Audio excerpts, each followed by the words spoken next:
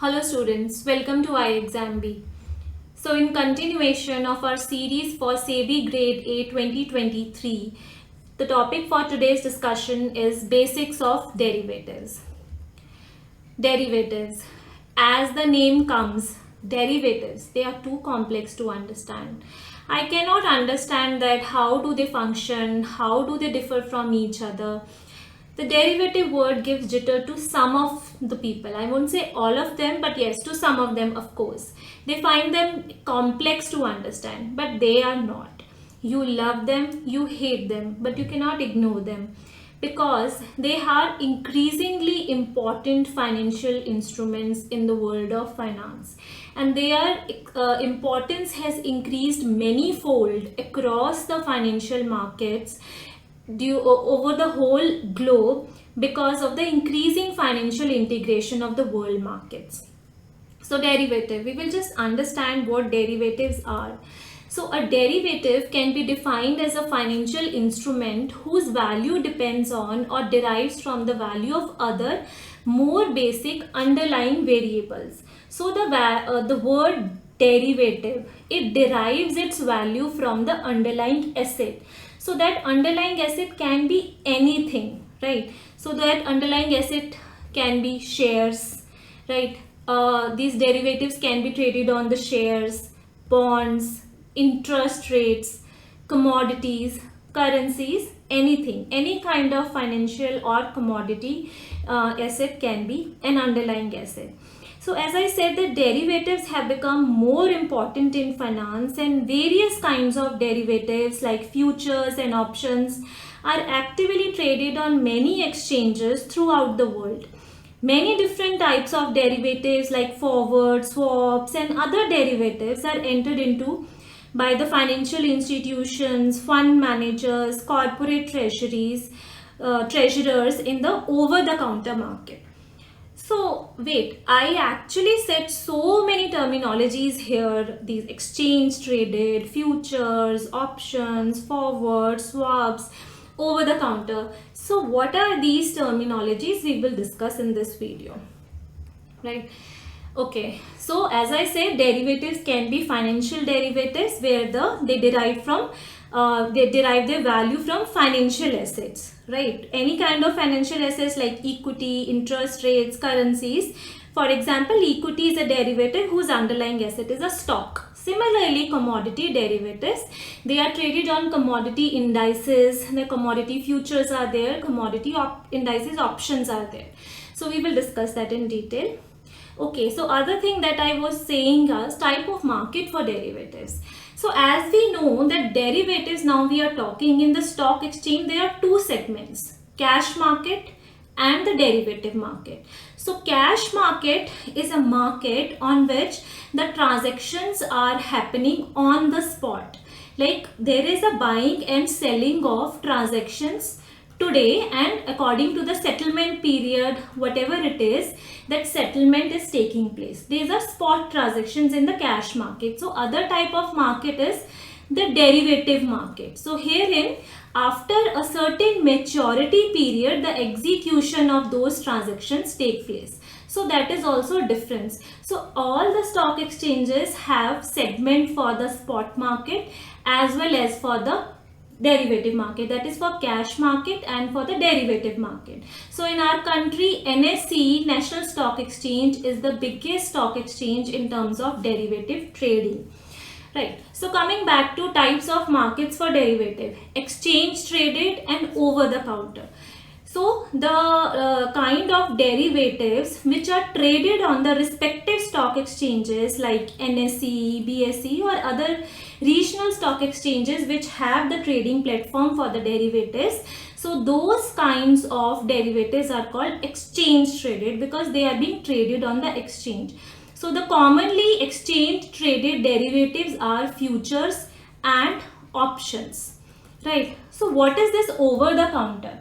As I was telling, that certain transactions happen among the financial institutions or the financial institution and its clients. It differs from the traditional exchange, this over-the-counter market, and it is a customized trading market. It's the customized, right? According to the negotiation among the parties, it can be customized. The regulation rules can be customized. So it is which utilizes telephone and computer networks to make trade. So this market typically involves much larger trades also, right? So the most typical OTC trade is conducted over the phone. Since terms are not specified by an exchange, see herein the contracts which are entering are traded on the stock exchange. Terms and conditions are specified by the exchange and they are standardized contracts. They are standardized contracts, but in the over the counter they can be customized, and the participants have more flexibility to negotiate the most mutually agreeable and also an attractive trade according to their negotiations among them. So there are several advantages also and disadvantages also of this OTC market, because terms are not set by an exchange, so there is kind of flexibility, right? And also participants have the flexibility to negotiate, right? But the biggest disadvantage is that they are not actually supervised by the stock exchanges. So trading has more risk. That is basic. The primary risk is counterparty credit risk, right? Because in one case, if the other party actually refuses to actually do the transaction completely, execute the transaction from his or her side, then there is that kind of risk is involved. But in case of exchange traded contracts, then that risk is eliminated, so because they are guaranteed by the clearing houses of stock exchanges. We'll keep on talking about the same. So majorly the derivatives in India or across the world, the major derivatives are forwards, futures, options, swaps. So futures and options, they are exchange traded. They are traded on exchange. That's why we call the spot market and F&O market the other segment. But these forward and swaps, they are not traded on the stock exchange. They are OTC, over the counter market derivatives, right? So as I said, that National Stock Exchange is the largest stock exchange in a country, which provides number of options in terms of derivatives, and also it provides the maximum trading of the derivatives in India, and also it has a position in the world also to do the same, right? So NSE, like, it provides options of equity derivatives, currency derivatives, commodity derivatives, and interest rate derivatives. So equity derivatives market, it has established for the last many years. It has established and it commenced trading in derivatives with the launch of I would say the index futures. Future contract on index in 2000. And also that future contracts are based on the popular benchmark, that is Nifty 50. That is Nifty 50 index is very popular in terms of the futures contract. And exchange also introduced trading in index options, also based on the same index, that is Nifty 50, in 2001. And it became the first exchange to launch trading in options on individual securities from the same year, right? So it provides derivatives on the following products: Nifty 50 index, Nifty bank index, these are the maximum traded, Nifty financial services F&O, Nifty mid-cap select F&O on individual securities. So some have been discontinued, right? So the exchange has also introduced trading in futures and option contracts based on indices, as I said. So currently derivatives on Nifty 50 and all these respective derivatives are traded, right? And also in terms of currency derivatives also, where the underlying asset is the currency, right? So that we will be discussing that NSE was the first exchange to have received approval from SEBI for setting currency derivatives transactions. So various kinds of currencies on that USD INR, GBP INR and Yen INR, all these, and apart from that even cross currency derivative futures also and options, both futures and options are traded, like Euro USD, Great Britain Pounds USD, USD Japanese Yen, all these kinds of derivatives are traded. Similarly, interest rate derivative also, interest rate futures are traded, which include money market futures, currency interest rate futures, and contracts are also available in government securities, treasury bills, and also MIBOR. But interest rate options are available on government securities only. In case of commodity derivatives, if we talk about, this was actually bullion futures was introduced by NSE first in the year 2018, and recently also it had actually started commodity market, this one futures on commodity values.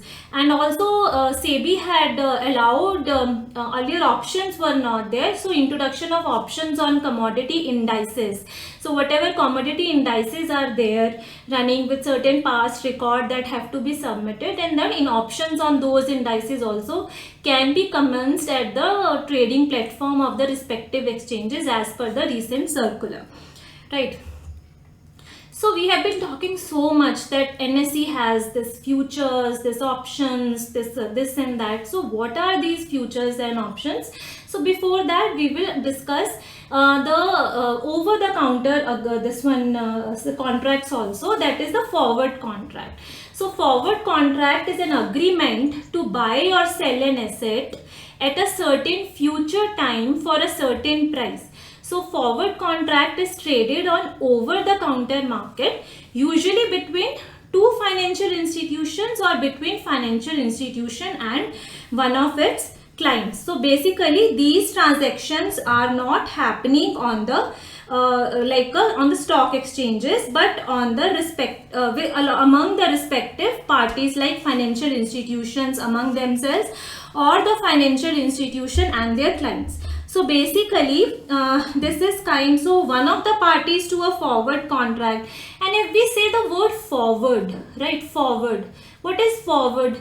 Obviously in future, so it differs from spot, so they are like opposite to each other. So spot contracts, agreement to buy on the spot, agreement to buy or sell an asset today. But forward contract is a contract to buy or sell the specified asset at a predetermined price at a predefined time, like the time of maturity is also decided.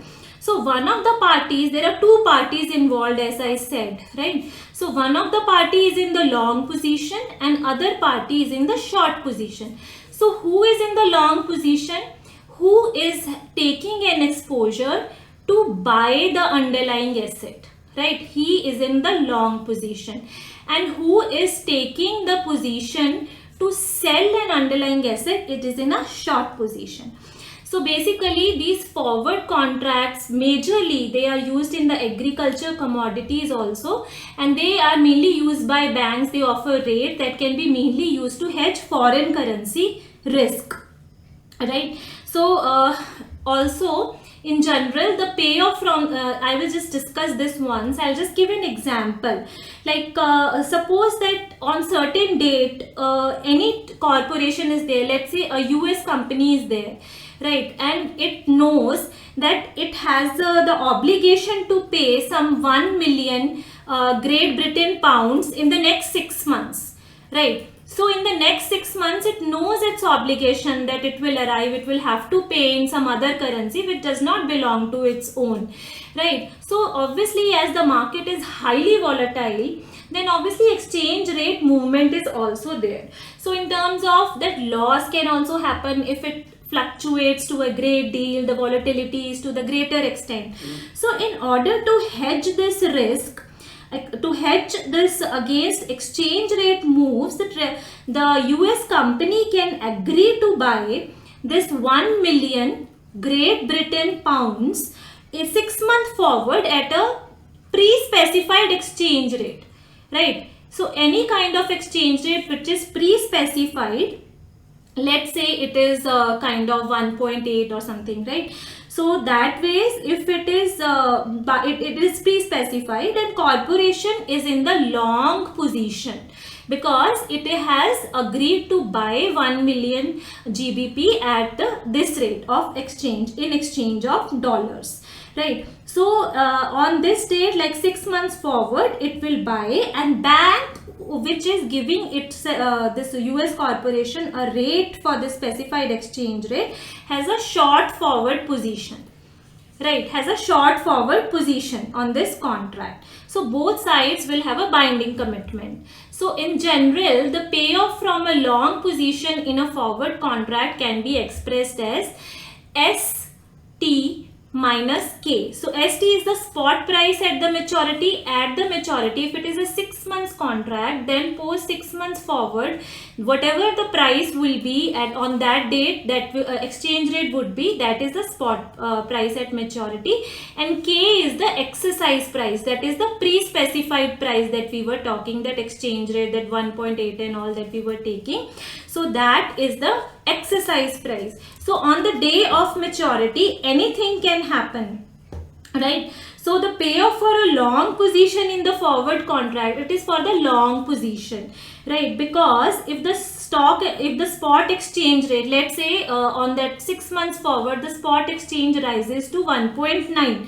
So at the end of the 6 months, so obviously it will be a benefit to a person who is in the long position because he is able to undertake the transaction at the pre-specified lower price, right? So for him, that is the payoff, right? And for the other party, it can be because for the other short position that who is having, it will be obviously opposite, right? So in this case, the payoffs can be positive or negative, right? So if the spot exchange rate falls to something, some other rate and all, 1.6 it becomes, or 1.7 it becomes at the end of 6 months, the forward contract would have a negative value to the US company because it would lead to the corporation paying much more amount than the market price, right? So that ways the forward contracts work, and they are binding on both the parties, and all the rules and the other specified things can be agreed on between the party and can be negotiated.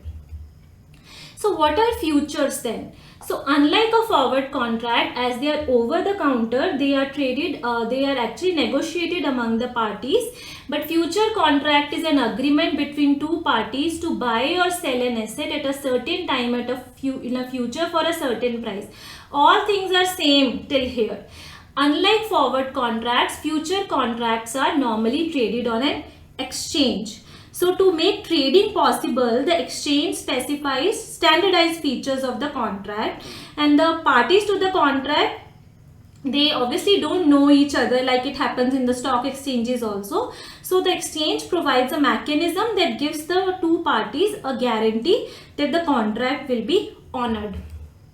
So the main kinds of future products available in India that I showed you also when I was showing you the NSE website, that equity index futures, single stock future like on the index also, like Nifty 50, Bank Nifty, and single stock on individual securities also, those futures are available. Interest rate futures are there. They are not much prevalent in India, but still they exist.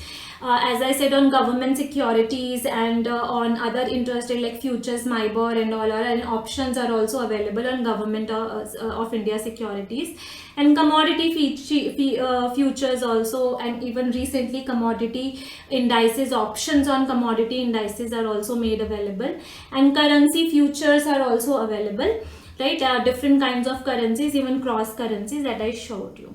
So what else makes future different from forwards? That is operation of margin money, right? Margin is the specified amount that is actually undertaken in the case of future transaction and plays a very significant role.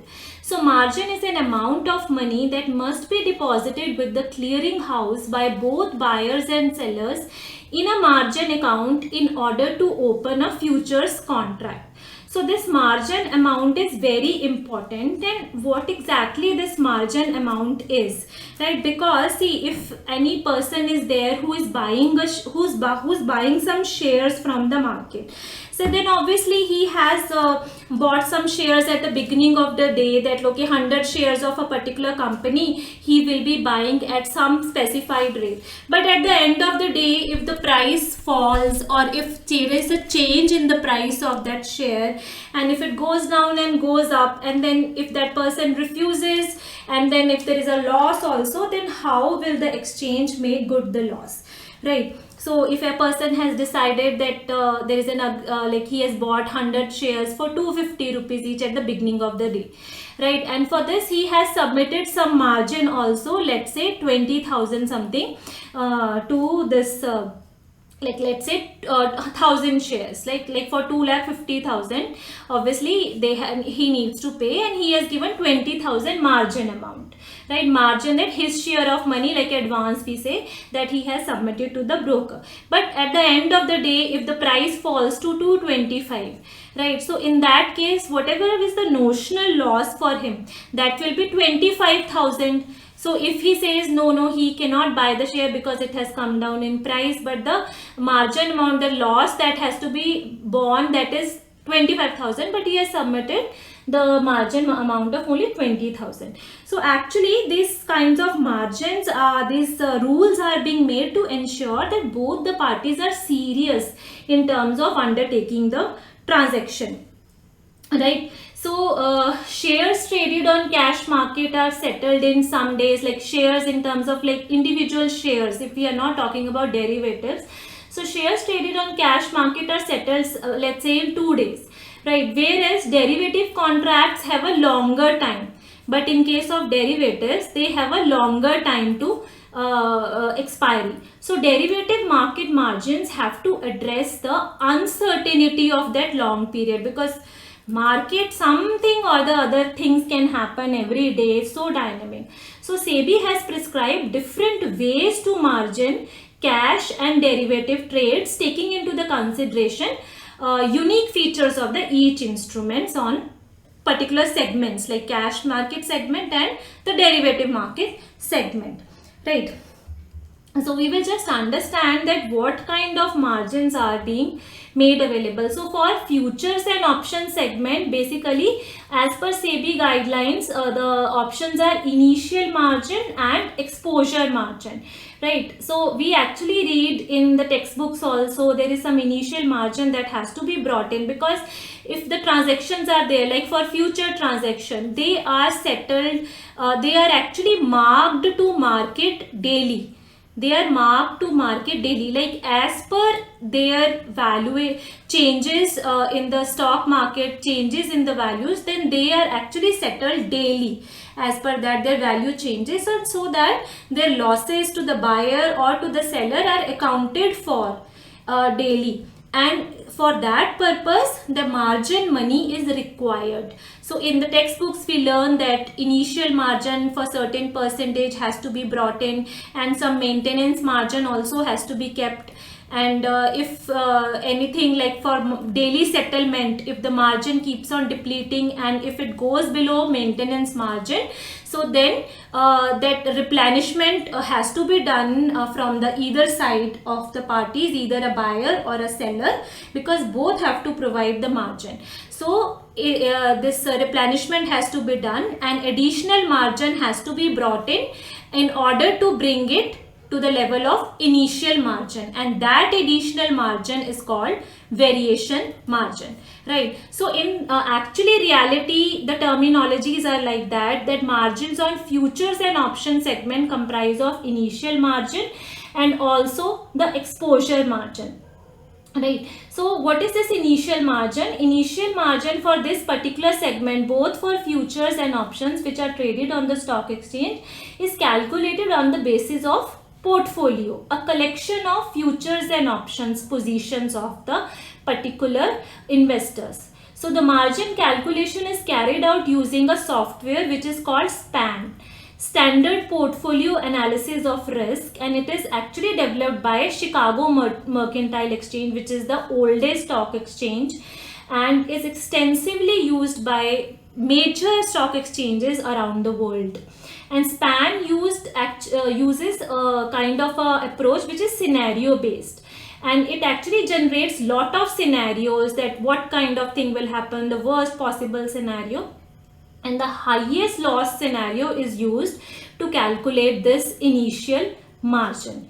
And margin is actually supervised daily, on the daily basis, as I said, and it is collected at the time of placing the order, but it is monitored daily, right? And it is revised some 5 to 6 times in a day, right? So higher the volatility is attached to the volatility, so higher the volatility of the underlying asset or the derivative, the higher is the margin. So other is an exposure margin. So exposure margin, in addition to that initial margin, is collected. So it has certain value prescribed by the stock exchanges, 3.5% of the notional value of the futures and option contracts.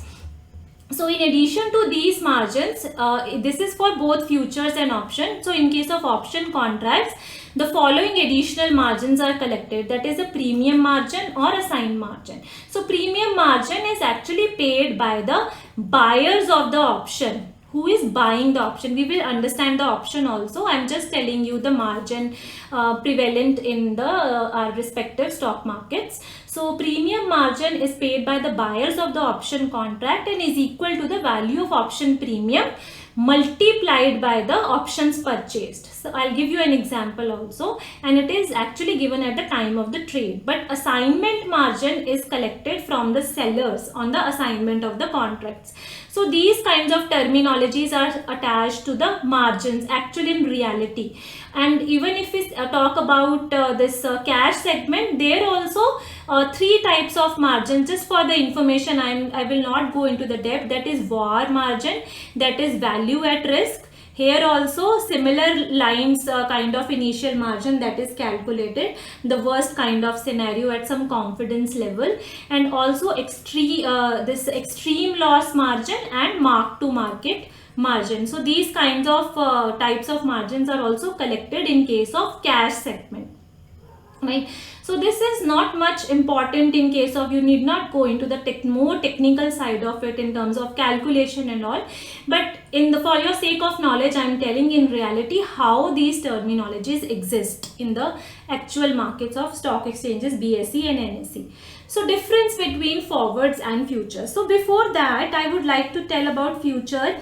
The more thing that vast majority of these future contracts, they are actually, I told you, they are settled and they are marked to market daily, right? Marked to market daily as per the changes in their value according to the markets. So the vast majority of future contracts do not lead to delivery. The reason is that most traders choose to close out their positions prior to the delivery period specified in the contract. For example, an investor, let's say, who bought a June corn future, he bought some commodity future, June corn future contract, like he bought on January, let's say January 5, right? And then can close out the position by selling one January corn future. He can enter into an opposite position and the close out the position on any date before the expiry.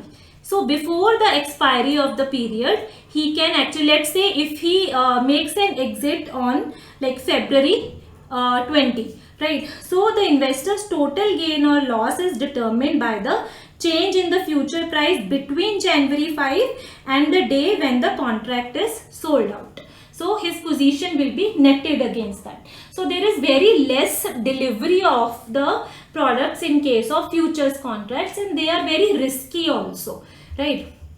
So difference between forwards and futures, you must have understood that futures are traded on stock exchanges and forwards are OTC. They are negotiated among the parties, and That's why, as they are regulated by stock exchanges, futures, they are standardized, but forwards can be customized according to the needs and desires of the parties involved. So in case of futures, there is no counterparty risk involved, because the counterparty risk involved is almost negligible, because these transactions are guaranteed by the stock exchanges and the clearing houses. So guarantee of clearing houses is there for futures, but counterparty risk is involved in case of forward. Okay. So margin payment requirement is mandatory in case of futures. So forward, the parties can decide among themselves, right? So mark to market settlement, that is the major difference in the valuation of forwards and future when it comes to valuation, which is out of the scope for you for an exam. So for futures, they are marked to market daily, but forwards are not.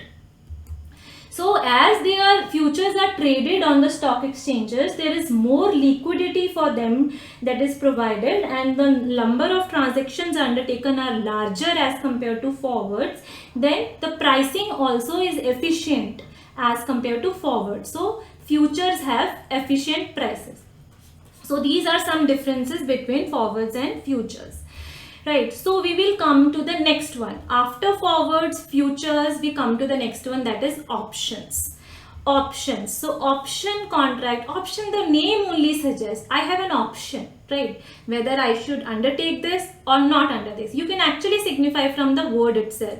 So option contract is a contract that in exchange for the option price gives the option buyer the right, but not the obligation to buy an asset at the exercise price, or it is called the strike price also. Strike price means the pre-specified or the predetermined price at the time of inception of the contract from the option seller within a specified time period. So where things are common, there is a specified time period, there is a specified exercise price, there are two parties involved, right? But the functioning of this product is different. So mainly there are two types of option. Call option. Call option, that is a long position that gives the option holder right to buy, but not the obligation. We will understand what is right and what is this obligation coming into the picture all the time, right? So call option is right to buy, and put option is opposite of call option, that is right to this is right to sell. So this is on the basis of function, how the options function.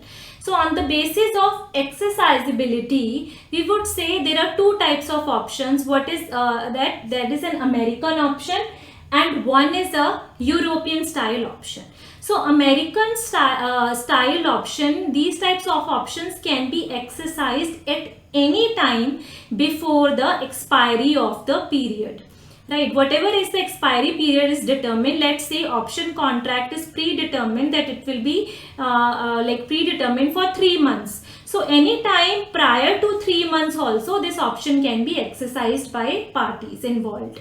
But on the other hand, European style options, only at the expiry of the maturity period these options can be exercised. Right, so both type of options are available in the respective markets.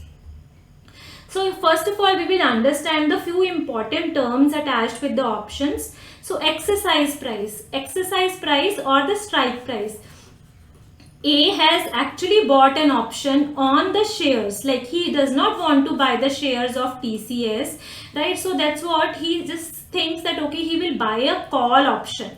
He will buy a call option on the shares of TCS. So call option is a derivative and shares of TCS are underlying assets, right? So he is buying a call option on this for, rather say, let's say for 250 rupees it is decided for one share, right? So here in this case 250 is the strike price or the exercise price, and he says that after 3 months, after 3 months, he will execute this transaction at an exercise price of 250, right? So what has happened? B is telling okay, fine. So B is a call, he's an option seller. He is an option buyer and he is an option seller. right? So there is nothing like a free lunch or something that okay, I'm buying an option, I have an option, I will buy at the after 3 months I will see what is the market price of the share at that time. So after 3 months, like if the market price of the share goes like 260, right? So then this person A will actually execute this transaction. He will exercise this call option and will buy the share at 250, which is the pre-specified price, that exercise price, and then he will sell the share in the market, where the prevailing rate is 260. So he is earning profit. So payoff in this case, we will be like saying that payoff for him in this case is 260 minus 250. That is market price on the day of maturity and minus the exercise price. So that is 10 rupees. So as I said, there are no free lunches. That option you have bought it and it is like, okay, if on the day of maturity the price goes up, then definitely I will buy the share at 250 and sell in the market. And if the price goes down like 240, then the option will expire worthless, right? Only that's what the obligation comes. He has the right to buy when the prices increase, because then it is in his favor. But when the price goes down, he is not obligated to buy. So that's what he has the right when it is in his favor, but not the obligation when it goes against him, right? So that's it, what option is, the right but not the obligation. So in that case, when the price comes down, then obviously payoff will be zero, because the option will expire worthless. But in the case of like if it is said that, as I said, that there is some cost involved in undertaking this transaction, right? So let's A and B, they have entered, I told you, that contract. For that option, A has to pay something to B, right? So he will pay, he said, okay, 3 per share premium I will give you, right? 3 per share, because if he thinks that price will go beyond this also, after accounting for these costs also price will go, and he will actually earn some profits. So that's why he will enter into a contract, because both the parties think differently. He thinks that he's bullish, that market will go up, that's why he's undertaking the long position, and this person is bearish on the market and he thinks the price might go down. So that's why the transactions take place, right? So that's what. So here exercise price, as we said, it is 250, which is pre-specified, and market price, that is on the date of maturity, as I gave an example, that is 260. Expiration date is 3 months, right, on the date of maturity after this particular time period. And the premium, right, as I said, the 3 rupees per share, that cost is involved, that much amount he has to pay. So in this case, if price rises to 260, then payoff will be, as I told, 10 rupees, 260 minus 250. But the profit would be 10 minus 3, that will be 7. So payoff and profits are different, right? But in the case when the price goes below 240, that is 250, that is 240, then payoff will be 0 and the loss will be minus 3 for the call option, that is for the option buyer. So in this case, option seller will have a profit of 3 rupees. So another is moneyness in the option. When the what is called moneyness, right? How the options take place. So in the money is when the call option is in the money. We are taking example of call option. Put is just opposite. Put is a right to sell, right? So in the money. So when market price of the particular underlying stock is more than the exercise price on the day of maturity, the option is said to be in the money, right? But when the market price is equal to exercise price on the day of maturity, that is called at the money. And when market price is less than exercise price, then that is called out of the money and it will expire worthless. So these are the options, right? So we will quickly just take one more example.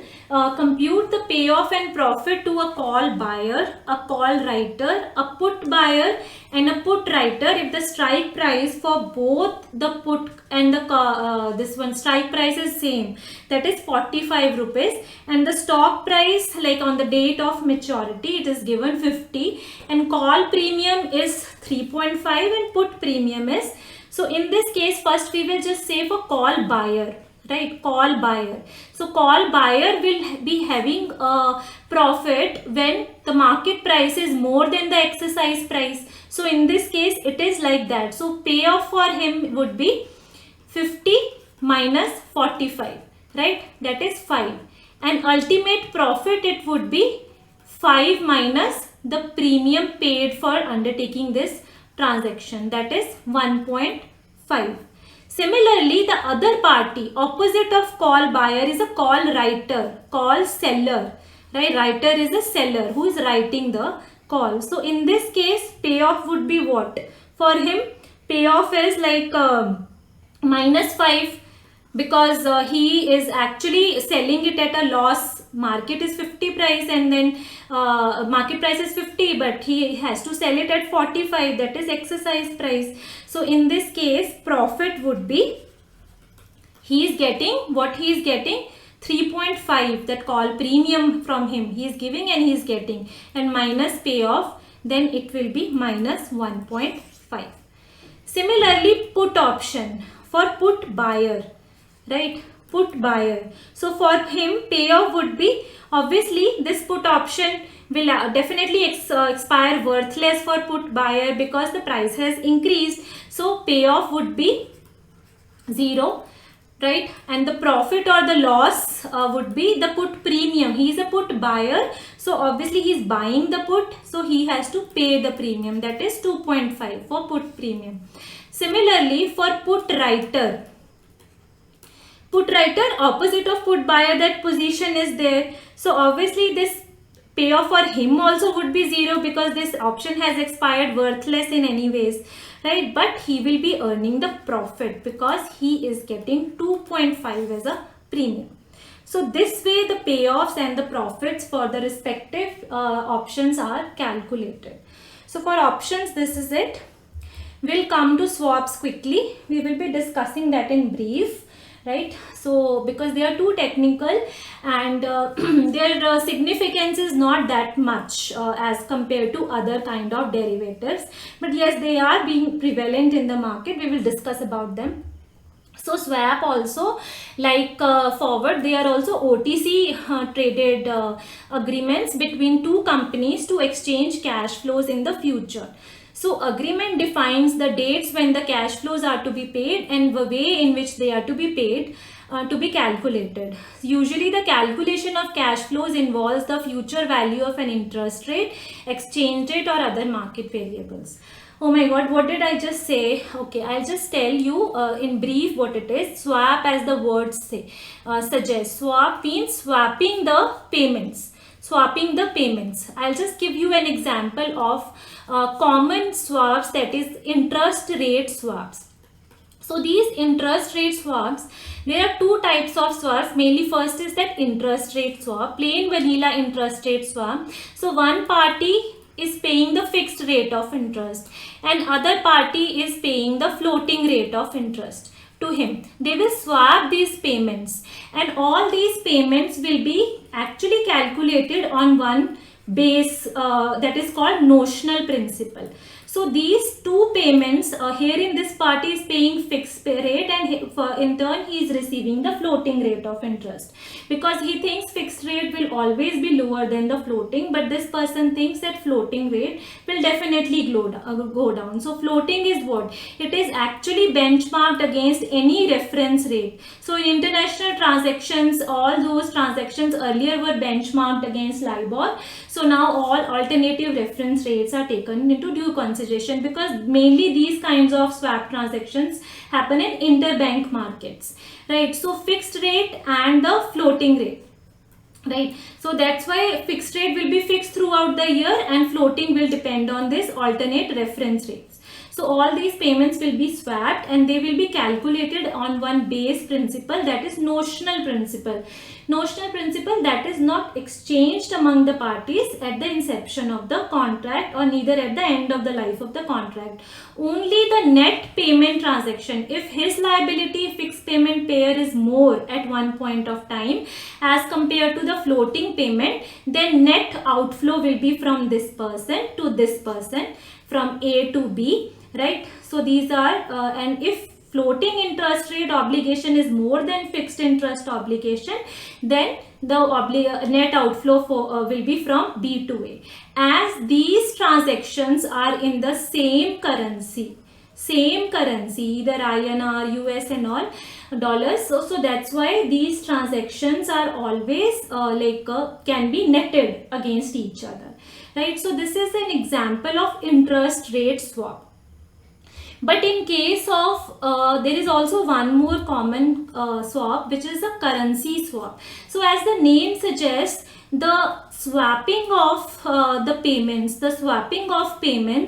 is in the different currencies, right? It is in the different currencies. So one person wants to actually do something in in Great Britain, but he belongs to US, and then he wants to raise money, so he will ask somebody to raise for him, and for that he will pay dollar, and then he will have to pay the interest in that country's this one, and all those payments are swapped with each other because the other person is in need of the dollar money and he can't raise money in US, and then those payments will be swapped with each other, right? So in currency swap, this principal amounts, whatever the obligations are there, they are exchanged at the inception also, like at the start also, or at the end of the life of swap. Because obviously once the obligation ends, once the loan obligation ends, that has to be exchanged, and all the payments of interest. So herein what happens, both interest and principal payments are exchanged. But in case of interest rate swap, only interest rate payments are exchanged, right? So in this case, interest rates as well as principals in different currencies, right, they will be exchanged with each other.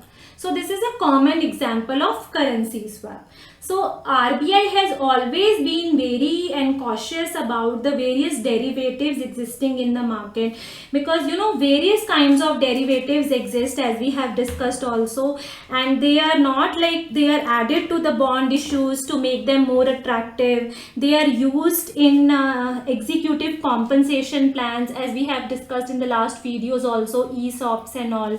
And they are also embedded in capital investment opportunities, and they are also used to transfer risk in mortgages from the original lenders to investors. That happened in the mortgage backed securities market in US, right? So all these kinds of derivatives are prevalent, and that we have already discussed, right? So for this derivative segment, we have discussed the main derivatives, much in some in detail, some not in detail, but whatever is important and significant I have discussed. So the question of the day is, as I told you, I'll just give you a hint before just displaying the question. So for hedging a risk, if a party is entering into one position, so to hedge that risk, it will enter into an opposite position also, as I gave you an example in the case of futures. So this is the question. Which of the following statements regarding future contract is most likely correct? A business with long exposure to an asset would hedge this exposure by either entering into, so these are the options, a long future contract or buying a call option, a long future contract or buying a put option, a short future contract or buying a call option, a short future contract or buying a put option, or none of the above. So the word is or here, that also you can just pay attention to. So for this lecture, for derivative part, this is it. So thank you. So this is like the offering going on for various courses. So you can just see, check on the numbers available and on the respective website also, and subscribe to that. And please unfold your potential with iExamB, and don't forget to subscribe to the channel and press the bell icon. Thank you.